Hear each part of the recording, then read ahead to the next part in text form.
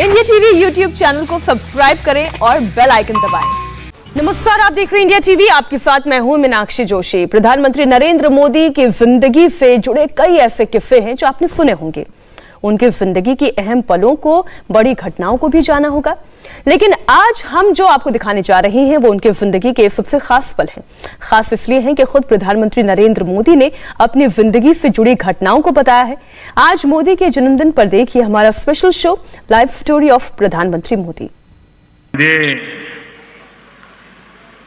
Photography की जरा इस बारे में स्टडी की थी। मैं आपको और देश को इसके बारे में भी बताना चाहता हूं। काम अधूरे रह गए, उनको पूरा करने का प्रयास आज हिंदुस्तान कर रहा है। आज जिस तस्वीर की पूरी दुनिया में चर्चा हो रही है, जिस सरदार सरोवर डैम की गोद में आसमान को चीरती सरदार पटेल की अद्भुत प्रतिमा न्यू इंडिया की गौरव गाथा का साक्षात प्रमाण है, उसी गाथा से जुड़ी है नरेंद्र मोदी की अनसुनी दास्तान। बात उन दिनों की है जब ना तो मोदी देश के प्रधानमंत्री थे, ना गुजरात के मुख्यमंत्री। तब मोदी अमेरिका दौरे पर गए थे, जहां एक दोस्त उन्हें स्टैच्यू ऑफ लिबर्टी दिखाने ले गया। इस बात के करीब 30 साल गुजर चुके हैं, लेकिन तभी नरेंद्र मोदी के दिमाग में स्टैच्यू ऑफ यूनिटी का आइडिया आ गया। मोदी मानते थे कि अगर दुनिया भर के पर्यटक स्टैच्यू ऑफ लिबर्टी देखने अमेरिका जा सकते हैं, तो उससे भी भव्य और दिव्य सरदार पटेल की स्टैच्यू ऑफ यूनिटी को देखने क्यों नहीं आएंगे, जो कि दुनिया में सबसे ऊंची है। मोदी के दिमाग में 3 दशक पहले की आज की तस्वीर कितनी क्लियर थी, यह बात नरेंद्र मोदी ने गुजरात की धरती से डायरेक्ट सुनाया। ये कितनी बड़ी उपलब्धि है, इसका अनुमान आप इसी बात से लगा सकते हैं कि अमेरिका के स्टैच्यू ऑफ लिबर्टी को देखने एवरेज औसतन 10,000 लोग प्रतिदिन डेली पहुंचते हैं। 10,000, जबकि स्टैच्यू ऑफ लिबर्टी को 133 साल हो चुके हैं और स्टैच्यू ऑफ यूनिटी को सिर्फ 11 महीने, और डेली 8,500 लोगों का आना, 11 महीने में 23 लाख लोगों का आना, ये अपने आप में बड़ा अजूबा है। हमेशा तस्वीरों में नजर आने वाले नरेंद्र मोदी की लाइफ से जुड़ी एक बात बहुत कम लोगों को पता है। आपने कई बार नरेंद्र मोदी के हाथ में कैमरा देखा होगा। इसका विश्लेषण लोग अलग अलग तरीके से करते हैं, लेकिन फोटोग्राफी को लेकर आज नरेंद्र मोदी ने वो कहानी सुनाई जो सीधे उनके दिल से निकली। प्रधानमंत्री की इस बात को ध्यान से सुनिए। किसी समय मुझे फोटोग्राफी की जरा आदत हुई थी, मन करता था फोटो निकालूं। बाद में तो सब छूट गया, लेकिन आप जो यहां बैठा था तो मेरा मन करता था कि अच्छा होता आज मेरे हाथ में कैमरा होता।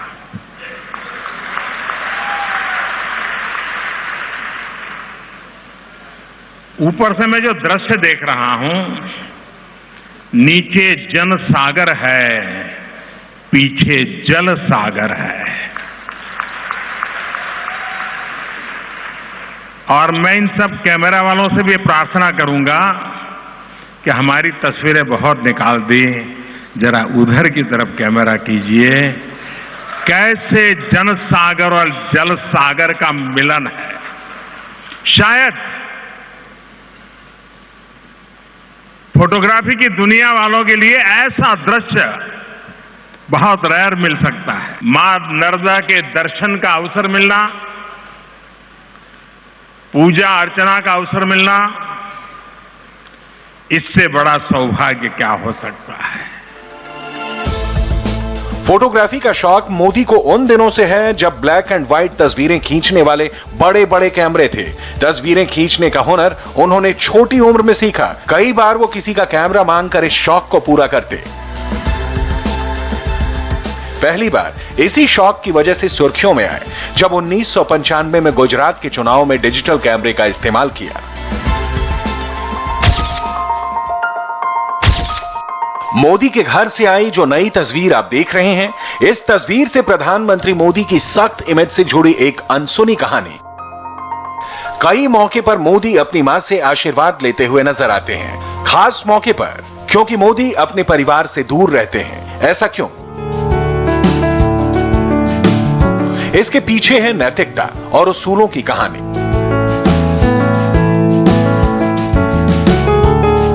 यह आप जानते हैं कि नरेंद्र मोदी का बचपन कितनी गुर्बत में गुजरा। पिता रेलवे स्टेशन पर चाय बेचते थे और मां दूसरों के घरों के बर्तन मांजती थी, लेकिन गरीबी की मार भी हीराबेन के उसूलों को डिगा नहीं सकी। जब पहली बार सियासत की दुनिया में मोदी की किस्मत का सितारा चमका और वो गुजरात की गद्दी पर बैठने जा रहे थे, उस दौरान मां हीराबेन ने मोदी को एक कसम दिलाई थी। ये कसम थी ईमान की, ये कसम थी ईमानदारी की।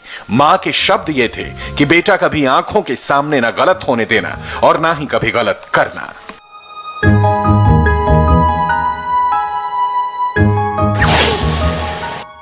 आज नए भारत में भ्रष्टाचार, भाई भतीजावाद, परिवारवाद,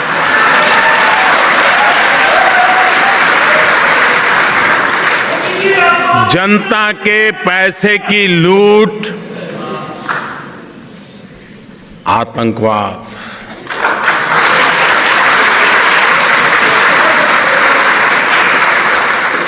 जिस तरह लगाम कसी जा रही है, वैसा पहले कभी नहीं हुआ। क्या आप जानते हैं, मोदी की फैमिली में एक मुस्लिम घर के मेंबर की तरह रहा है। यह कहानी ना तो मोदी ने कभी सुनाई, ना तो किसी ने बताई, लेकिन यकीन मानिए मोदी की पर्सनल लाइफ से जुड़ी यह कहानी बहुत इमोशनल है। यह कहानी है मोदी और अब्बास मोमिन की। बात उन दिनों की है जब अब्बास मोमिन के पिता का देहांत हो गया था, उनका भविष्य अंधकार में डूब गया। उस वक्त मोदी के पिता दामोदर दास मोदी अपने दोस्त के बेटे अब्बास मोमिन का सहारा बने। मोमिन मोदी के घर पर करीब 1 साल तक रहे और 10वीं की परीक्षा पास की।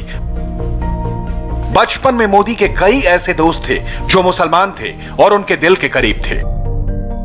मेरा जन्म जहां हुआ और मेरा जो घर है, मेरे अड़ोस पड़ोस में सारे मुस्लिम परिवार है जी। और मेरे सारे दोस्त भी मुस्लिम बच्चे ही थे, सब जब मैं छोटा था।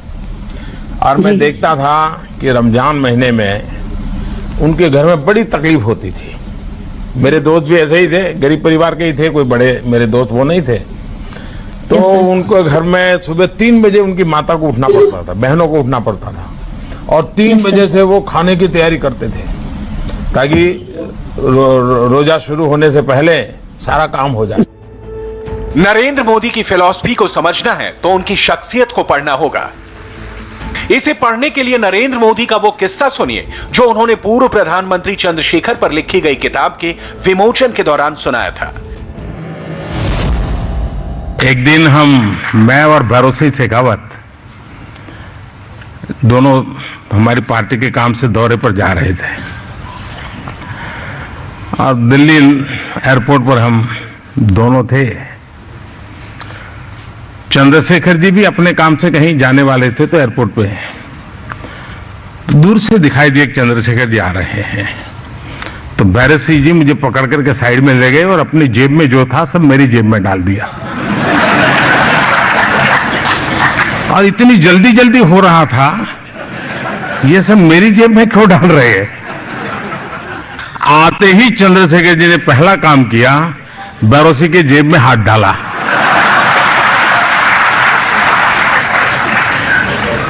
और इतनी रोक थे, तब सब जागी क्यों डाला? क्योंकि भैरोसी जी को पान पराग और तंबाकू ऐसी खाने की आदत थी और चंद्रशेखर जी उसके बड़े विरोधी थे। जब भी भैरोसी जी मिलते थे वो छीन लेते थे और कूड़े कचरे में फेंक देते थे। अब इससे बचने के लिए भैरोसी जी ने अपना सामान मेरी जेब में।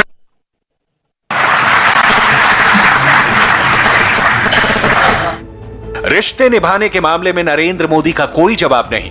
अपनी छोटी बहन सुषमा स्वराज को लेकर मोदी का यह किस्सा आपको जरूर सुनना चाहिए। इस बार जब उन्होंने लोकसभा चुनाव न लड़ने का फैसला किया, एक बार पहले भी ऐसा फैसला किया था।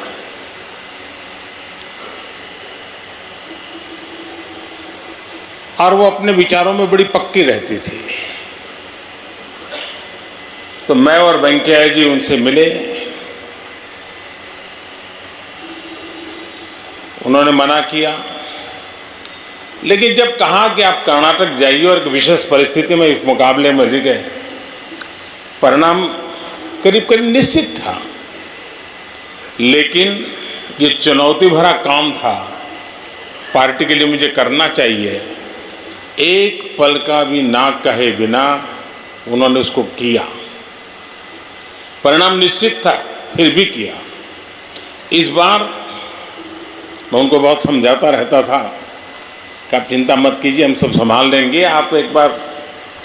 लेकिन इस बार वो इतनी पक्की थी और उनको भी पता था कि शायद कहीं पीछे से मुझ पर दबाव आ जाएगा, इसलिए उन्होंने सार्वजनिक घोषणा कर दी ताकि कोई किसी का दबाव चले ही नहीं। वीआईपी कल्चर को लेकर मोदी की सोच के बारे में सबको पता है, लेकिन एयरपोर्ट पर क्यों मोदी अपने साथ नेताओं को आरती उतरवाने की सलाह देते हैं? वो कौन सी एक घटना है जिसके बाद मोदी ने भी वीआईपी कल्चर को खत्म करने की कसम खाई थी? ये प्रधानमंत्री से सुनिए। एक बार हमारे एक सीनियर नेता भी मेरे साथ थे। अब हमारे देश में कुछ एयरपोर्ट ऐसे हैं जहां पर सिक्योरिटी की वजह से डबल चेक होता है। श्रीनगर है, किसी जमाने में गुवाहाटी हुआ करता था, आजकल है कि नहीं मुझे मालूम नहीं है।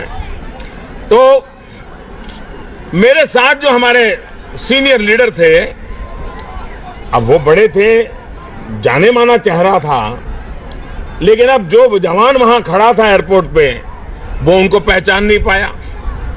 तो उसने उसको रोका, रोक करके उनका जैसा उनका ड्रिल होती है वो ड्रिल के अनुसार चेक करने लगे। जैसे वो चेक करता था, इनका पारा गर्म हो रहा था। अंदर सीट पर बैठने के बाद भी वो पारा कम नहीं हुआ। मेरे से भी बात नहीं कर रहे थे। मैं देख रहा था क्या साइकोलॉजी है इनकी। जब अगले जगह पे हमको आ जाना था तो मैंने कहा आप आगे मत जाइए, मेरे पीछे चलिए, पहले मैं चेकिंग करवाता हूं। और मैंने क्या किया, वहां गया और आपका जवान खड़ा था, वहां हाथ ऊपर करके खड़ा हो गया और मैंने कहा अरे भाई चलो जल्दी आरती उतारो। तो उसने कहा मैं तो आपको पहचानता हूं। मैंने कहा पहचानते हो तो भी आरती नहीं उतारोगे तो जाऊंगा नहीं। जो लोग ये समझते हैं कि नरेंद्र मोदी बहुत सीरियस हैं, कम हंसते हैं, उन्हें आज नरेंद्र मोदी के अनदेखे रूप को समझने के लिए एक कहानी सुननी होगी।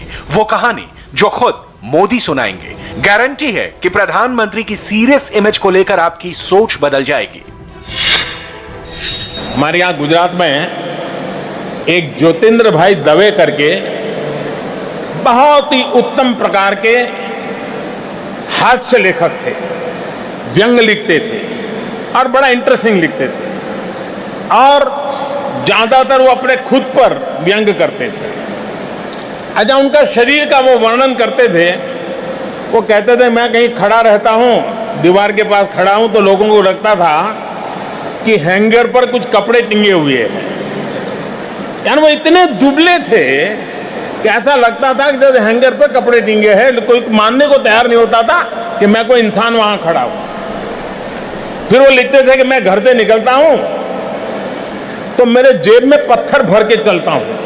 वो कोट पहनते थे, सभी जेब के अंदर पत्थर भरते, तो लोग मुझे मानते थे शायद मैं हिंसा कर बैठूंगा, मार दूंगा। तो लोग मुझे पूछते हैं आप पत्थर लेके क्यों चलते हो इतने सारे? तो कहा भाई मुझे डर लगता है कहीं हवा आए उड़ ना जाऊं, तो इसलिए जरा वेट बढ़ाने के लिए। आज आपने मोदी की जो सच्ची कहानी सुनी, उससे समझ में आ गया होगा कि नरेंद्र मोदी प्रधानमंत्री बने तो बने कैसे। आपको समझ में आ गया होगा कि मोदी अगर आज सियासत के शिखर पर हैं, तो उसकी वजह है मां से मिले संस्कार और मजबूत इच्छा शक्ति, जो उन्हें कड़े फैसले और चौंकाने वाली शख्सियत बना देता है। और वक्त एक छोटे से ब्रेक का है। ब्रेक के बाद देखिए दोपहर की 50 बड़ी खबरें सिर्फ 5 मिनट में। नमस्ते, मैं हूं मीनाक्षी जोशी। वीडियो और खबरों से अपडेट रहने के लिए India TV YouTube channel subscribe करें, बेल आइकन दबाना ना भूलें। जुड़े रहें इंडिया टीवी के साथ।